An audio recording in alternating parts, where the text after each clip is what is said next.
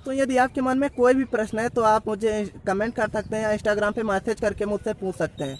Instagram का link आपको description box में मिल जाएगा। और चलो शुरू करते हैं अपना टॉपिक।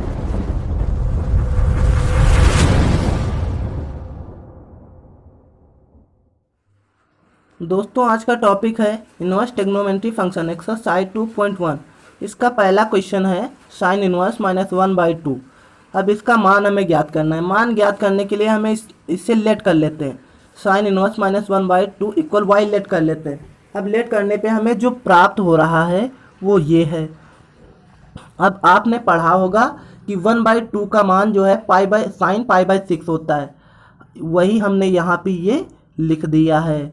अब यहाँ पे जो माइनस का साइन था वो थीटा के साथ में मैंने लगा दिया है। ये फॉर्मूला आपने पढ़ा होगा, और नहीं पढ़ा है तो हमने एक वीडियो बनाया है, सारे फॉर्मूले उसमें कवर किए हैं। अब जाके यहाँ पे बचता है जो सिर्फ साइन -π/6। अब ये साइन और ये साइन कट जाएगा तो यानी बचेगा हमारे पास सिर्फ y इक्वल माइनस का π/6 हमारे पास सिर्फ बचेगा। अब ये आंसर जब हमारे पास बचेगा तो y का मान जो है हम यहाँ पे इसमें पुट कर देते हैं। अब y का मान पुट करने पे देखिए हमें क्या मिलता है। यहाँ पे हमने y का मान पुट कर दिया तो इक्वल में जो था माइनस का π/6, और यही हमारा आंसर हो गया। अब चलते हैं हमारे दूसरे क्वेश्चन की तरफ। हमारा दूसरा क्वेश्चन है कॉस इनवर्स √3/2। अब इसमें भी हम लेट कर लेते हैं। Cos inverse √3/2 equal y let करते हैं तो कॉस वाई इक्वल √2 आ जाएगा। अब √3/2 का मान जो है वो कॉस π/6 होता है। कॉस π/6 होता है। अब इसमें क्या करते हैं, कॉस π/6 के मान को जो था यहाँ पे आप देखिए ये कॉस और ये कॉस कट जाएगा, यानी हमारे पास बचेगा y इक्वल π/6। अब y का मान भर देंगे। ये y का मान मैंने रख दिया और यहाँ पे हमें आंसर मिल गया π/6।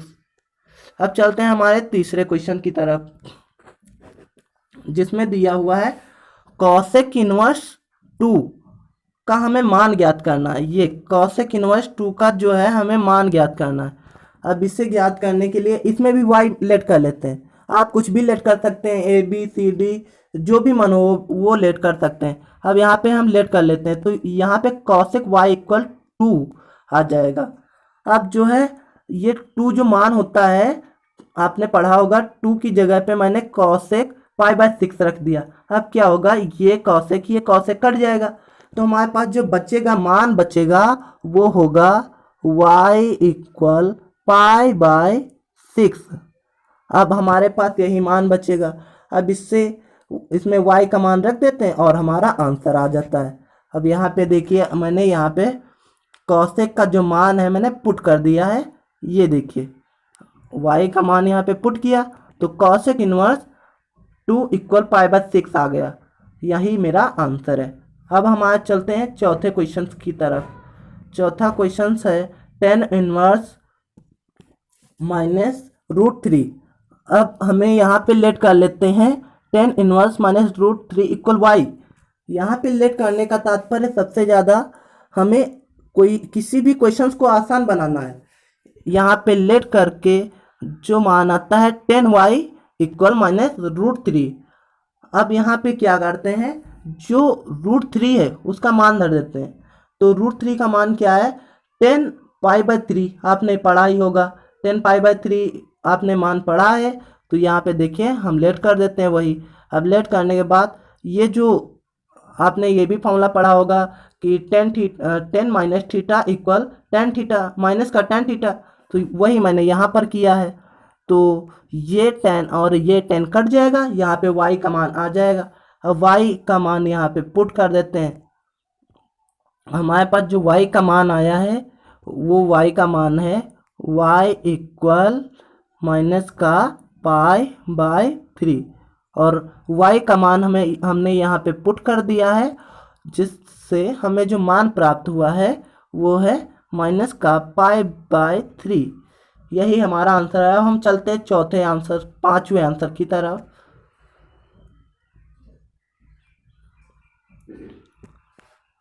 हमारा पांचवा क्वेश्चन है माइनस का कॉस इनवर्स -1/2। अब हम इसको भी लेट कर लेते हैं। अब इसमें हमें लेट करने पे जो वैल्यू प्राप्त हो रही है तो cos y इक्वल -1/2 है। अब आपने पढ़ा होगा 1/2 का मान जो होता है वो π/3 होता है, cos π/3 होता है। तो मैंने वही यहीं पे पुट कर दिया है। अब मान पुट करने के बाद इसको मैंने 180 माइनस थीटा में चेंज किया है। अब 180 माइनस थीटा में चेंज करने पर हमें जो वैल्यू प्राप्त हो रही है वो हो जाएगी cos 2π/3। हमें जो वैल्यू प्राप्त होगी वो होगी cos 2π/3। अब हमारा ये cos और ये cos कट जाएगा तो हमें जो वैल्यू प्राप्त होगी वो होगी y इक्वल 2π/3।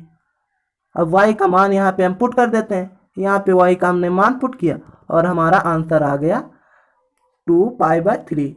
अब हम चलते हैं अपने अगले क्वेश्चंस की तरफ। Question number 6, find the principal value of tan inverse -1। अब इसमें भी आप पुट कर दीजिए, यहाँ पे भी आप लेट कर लीजिए। लेट करने पे आप क्या करते हैं, यहाँ पे tan इनवर्स -1 इक्वल y। जब आप लेट करते हैं तो आपको जो मान प्राप्त होता है tan y इक्वल -1 और माइनस जो 1 है इसका मान आपने पढ़ा होगा π/4 होता है। तो tan y इक्वल -π/4। तो यहाँ पे हम ये मान पुट कर दिए हैं। अब मान को पुट करने के बाद इसमें भी एक फॉर्मूला होता है tan minus theta equal minus का tan थीटा। तो मैंने यहाँ पे वही अप्लाई किया है। अब क्या करते हैं, हम इसमें जो ये tan है और ये tan इसे काट देते हैं तो y इक्वल जो हमारा बचेगा माइनस का π/4 बचता है। और हमारा यही यहाँ पे y का मान हम पुट कर देते हैं और यही हमारा आंसर हो जाता है माइनस का π/4। यही हमारा आंसर है। अब हम चलते हैं अपने अगले क्वेश्चंस की तरफ। हमारा अगला क्वेश्चन है सेक इनवर्स 2/√3। अब इसे सॉल्व करने के लिए सेक इनवर्स को हम लेट कर लेते हैं। सेक इनवर्स को जब लेट करते हैं तो यहाँ पे मान आता है सेक y इक्वल 2/√3। अब 2/√3 जो मान होता है वो होता है सेक π/6 का। आप इससे कायदे से ये जो सारणी है इन मानों को याद कर लीजिए जिससे आपको आसानी होगी। अब सेक π/6। अब जाके इसमें का ये सेक और ये सेक जब कट जाएगा तो हमारे पास जो बचेगा मान है, हमारे पास बचेगा वो होगा y इक्वल, हमारे पास जो मान बचेगा वो होगा y इक्वल π/6। अब यहाँ पे हमें y का मान पुट कर देते हैं और जो बचता है π/6 ये हमारा आंसर हो जाता है। यही हमारा आंसर है। अब चलते हैं हम अगले क्वेश्चंस की तरफ। हमारा अगला क्वेश्चन है find the principal value of cot inverse √3। हमें इसकी वैल्यू प्राप्त करनी है। अब इसमें क्या करते हैं, इसे लेट कर लेते हैं। फिर से इसे लेट करेंगे तो क्या होता है कि हम जब लेट करते हैं तो cot y इक्वल √3 आ जाता है और √3 का आपने मान पढ़ा होगा तो ये होता है cot π/6। अब ये cot जो है और ये cot कट जाता है आपस में तो हमारे पास बचता है y इक्वल π/6। यानी यहाँ पे y इक्वल π/6 हमारे पास ये मान बचता है। अब हम y इक्वल जो हमने सपोज किया है वही हम यहाँ पे पुट कर देते हैं। अब यहाँ पे हम वही मान पुट कर देते हैं। देखिए ये मैंने मान जो है वो पुट कर दिया है। अब यहाँ पे मान पुट करने के बाद जो बचता है वही हमारा आंसर, ये π/6 जो है हमारा आंसर है। अब चलते हैं हम अपने अगले क्वेश्चंस की तरफ। कह रहा है cos इनवर्स -1/2। हमें इसका मान ज्ञात करना है। अब क्या है, इसका मान ज्ञात करने के लिए इसमें लेट कर लेते हैं। हमें लेट करने पे जो मान प्राप्त होता है वो cos y इक्वल -1/√2। अब इसको क्या करेंगे, हमें पता है कि 1/√2 का मान जो है ये होता है cos π/4। मैंने वही यहाँ पे पुट कर दिया है। ये मान यहाँ पे पुट करने के बाद हमने इसे 180 माइनस थीटा में चेंज कर दिया है। अब यहाँ पे थीटा में चेंज करने का फ़ायदा ये है कि यहाँ पे जो हमें मान प्राप्त होगा वो होगा cos 3π/4। अब cos 3π/4 का सबसे आसान तरीका यह है कि इसमें हम अब cos और cos को काट दें, इस cos को और इस cos को काट देंगे तो हमारे पास जो मान बचेगा वो मान हमारे पास होगा y इक्वल 3π/4। अब हम यहाँ पे y का मान पुट कर देते हैं। y का मान यहाँ पे पुट करने पर हमें जो इक्वल में वैल्यू इज यानी यहाँ पे इक्वल है और यहाँ पे जो वैल्यू प्राप्त हो रही है हमें 3π/4, यही हमारा आंसर है। अब हम चलते हैं अपने अगले क्वेश्चंस की तरफ।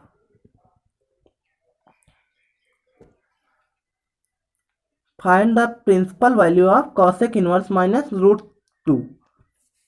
अब इसको हमें निकालने के लिए इसे भी लेट करना होगा।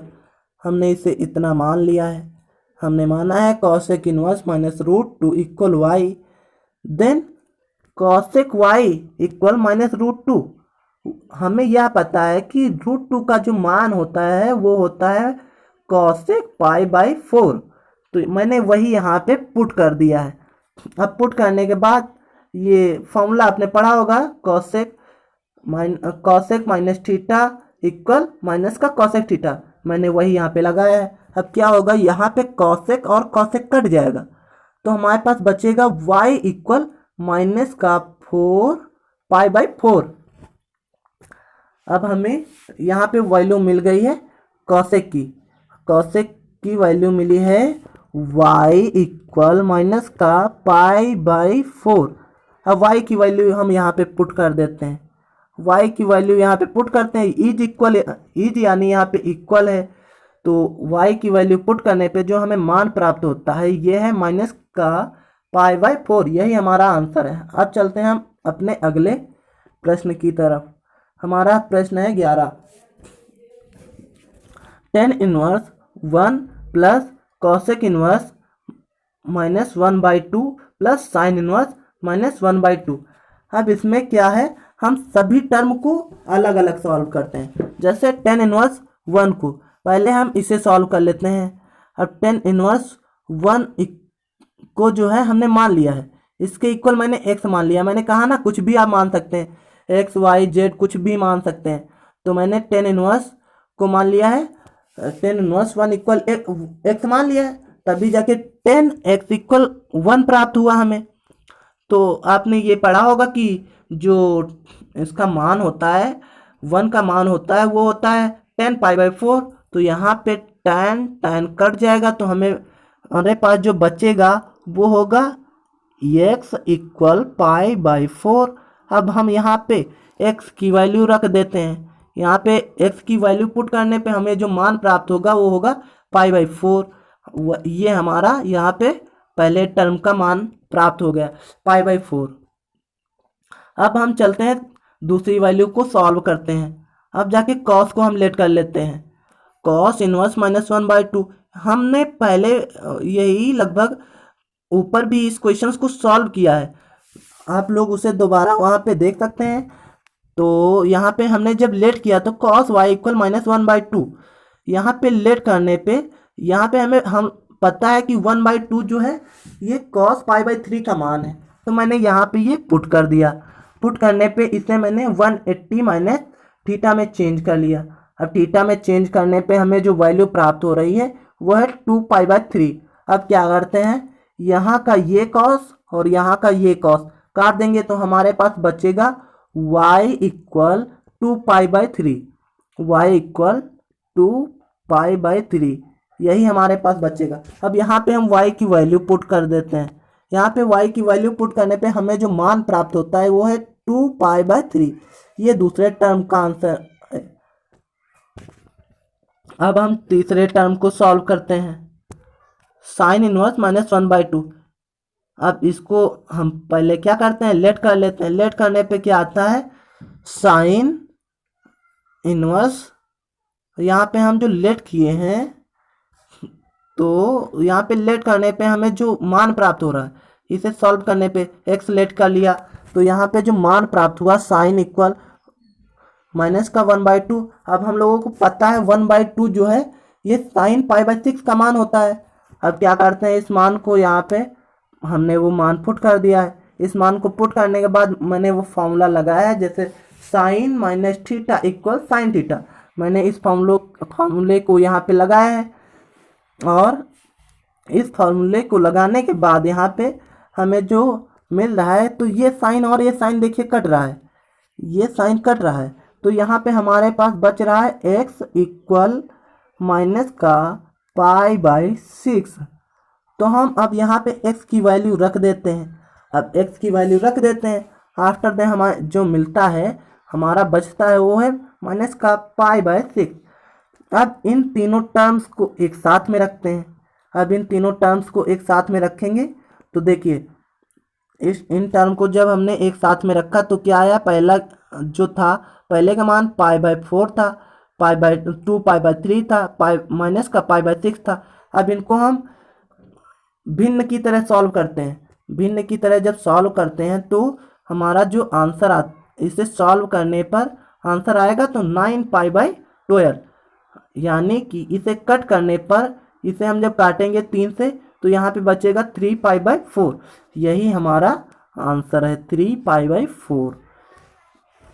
दोस्तों अब एक्सरसाइज 2.2 देखने के लिए आप इस चैनल को सब्सक्राइब